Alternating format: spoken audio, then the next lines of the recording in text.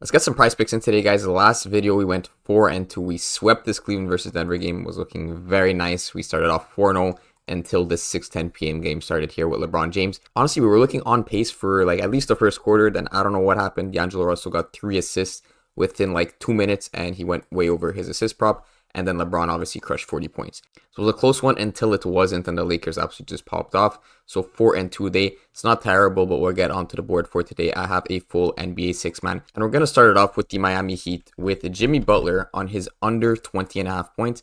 As you know, when I'm grabbing Butler, I have to go with Bam on his over points. Why? Because it's unlikely that both these guys go over the points. Normally, if Butler's having a good game, Bam, it's not that he's necessarily having a bad game, but it's more likely that he goes under his prop and vice versa. So if I'm grabbing Jimmy Butler more, I go Bam less. And if I'm grabbing Bam more, I'm grabbing Butler less. So in this case, I'm going with this specific combo because if we go over to the odds on this specific game and go over to Miami, you see this game is at a 206.5 total versus New York Knicks. Tight game, -3 spread. Now, this is a super low total. It's very unlikely that two high usage players like Bam and Butler are going to be both going over their props. And you can see in this case, Butler actually does have juice towards his under 20.5.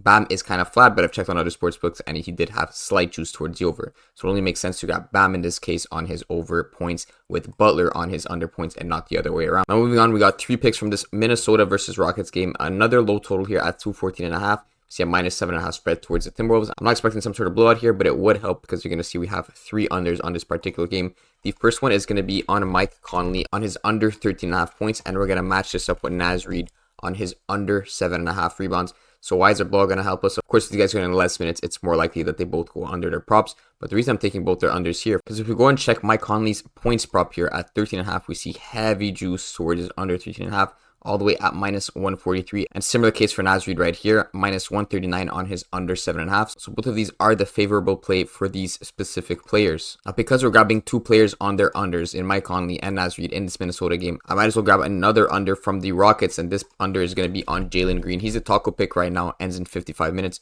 Honestly, his over 20.5 points is good. I would throw that in a different slip, but I'm going with strictly non-promo props. Of course, always take the tacos, but I'm actually going to go with his under 34.5 PRA. So if I'm expecting a low-paced game and maybe a blowout, I don't really expect it, but I do expect a slower-paced game. It's more likely if there's not a lot of points, everyone is going to be going under their points props because there's not going to be as many shots going up. So it's going to be less points, rebounds, and assists for everyone throughout the whole game. So we want to stack over this Minnesota low-paced game with their opponent in the Houston Rockets on Jalen Green under 34.5 PRA. And another player, if we check the juice on Jalen Green, his under 24.5 points also has heavy juice at -141. So I could go the under points prop, but honestly his PRA is even better. All the way at -151 juice on his under 34.5 points. This line is an absolute steal. So I'm loving this triple stack in this Minnesota versus Houston game. Now to end off the slip, we're just going to go with a straight positive expected value play. There's a couple options here. You can see Davis under PRA, Beasley under PRA, as well as his under points. But I don't want to touch any of these guys because honestly, there's a bit of lineup uncertainty.